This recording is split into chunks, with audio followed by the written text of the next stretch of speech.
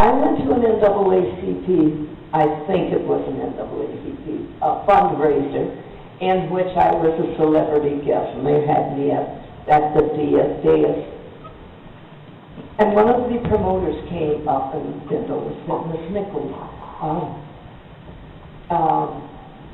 there's someone here who would love to meet you. He says to tell you he is your greatest fan." And I said, "Oh, okay."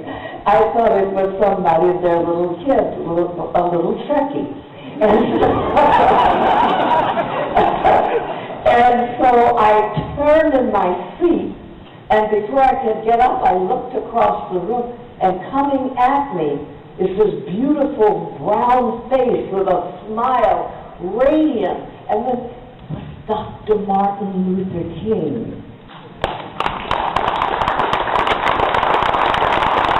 And he came up to me laughing, and he said, "Yes, Miss Nichols, I am your greatest fan. I am that Trekkie." And he told me wondrous things about the role that I was playing and so forth. And I said, "Thank you, Dr. Martin Luther King. Well, I'm certainly going to miss my co-stars." And Dr. Martin Luther King said, "What are you talking about?" And I explained to him that I had roles that I was, parts that I was. He said, "You cannot do that." And I looked at him and I wanted to say, "What you talking about, Dr. Martin?" But the little boy hadn't said it yet, but I felt like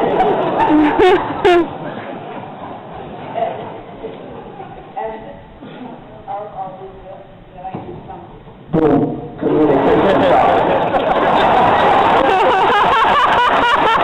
Chief communications officer. On a staff check in the 23rd century, he says to me, "You cannot leave.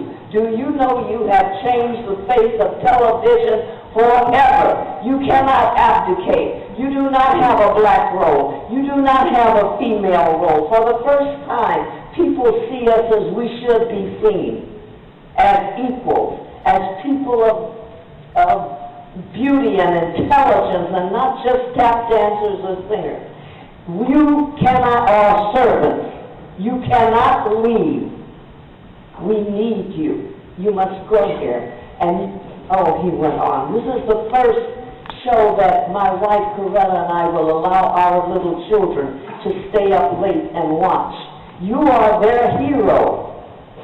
You are their hero because for the first time, they see themselves on television, aside from hoses and dogs being, they were marching. Every night you could turn on the television and see yourself fighting to sit at a counter without going around to the back door. 3/5 of a human being was in we were called in the first Constitution that the Founding Fathers wrote. And as he was talking to me, I realized, and I said, "Yes, Dr. King, I don't know how to go about doing it, but I would love to march with you." And he said, "No, you have the vision that we look up to on our TV and see where we are going. This is in the 23rd century, but it didn't happen in the 23rd century. It happens now. You have been given an incredible role in life, and you can't walk away from it. You can't abdicate. You can only go forth. God gave you this, and it's your duty." Well, that's not all he said.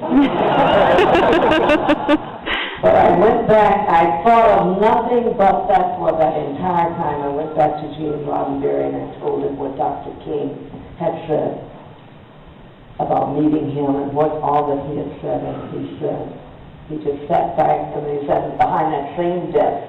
Now, this is 6'3" man with a hatchet face. He's a former test pilot, not test pilot, fighter pilot in the Second World War. He was a motorcycle cop before he became he's trying to break in to become a writer, and became one of the top writers for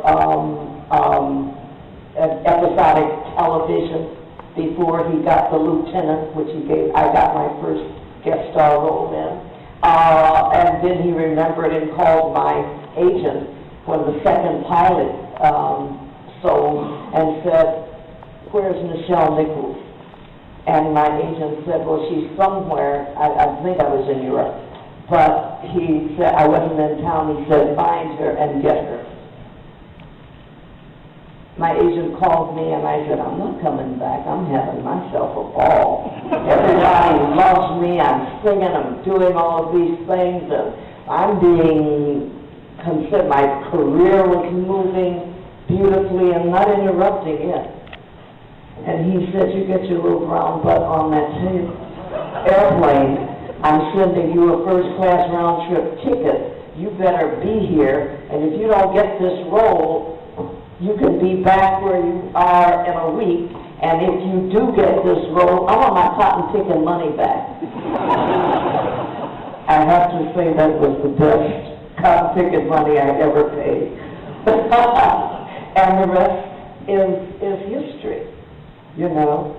But when I went in and told Gene what he said, and I said, "If you still want me to stay, I will stay." And he reached in his desk, and this little letter of resignation that he had put in his desk, he took out and handed to me. They were torn up into 1,000 pieces. And he must have known something I didn't know. And I didn't leave. I couldn't leave, and I never looked back, and I was never sorry. But what did Rob Berry say to you when you told him about the scene? Because there's something more to the story. He told you something when you told him. He looked up at me and he said, "God bless Dr. Martin Luther King. Somebody sees what I am trying to achieve." And a tear came down his cheek. And that's when I knew I would forever, as long as he needed. There was little. That Uhura was more than just a role. That it changed the face of television forever, and I was given that opportunity to be part of it.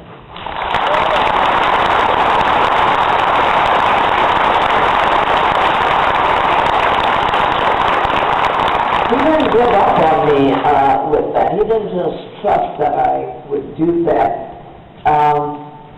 He got my phone number. I don't know who gave it to him. But he got my phone number, and he called to see that I was still on there, that I had made that decision. And he would be traveling in between at the airport. "This is Dr. King." I said, "Yes, Dr. King." I told him what happened with Gene, and he said, "Such an intelligent man. What a great man." And the last time that I talked to him, he was going to do the great speech, his last speech, which neither of us knew would be his last great speech. "I've been to the mountain."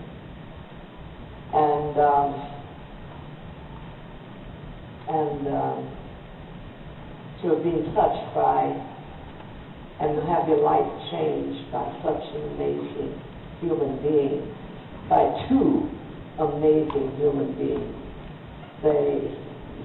Gene changed our lives, and Dr. King made sure that I changed mine.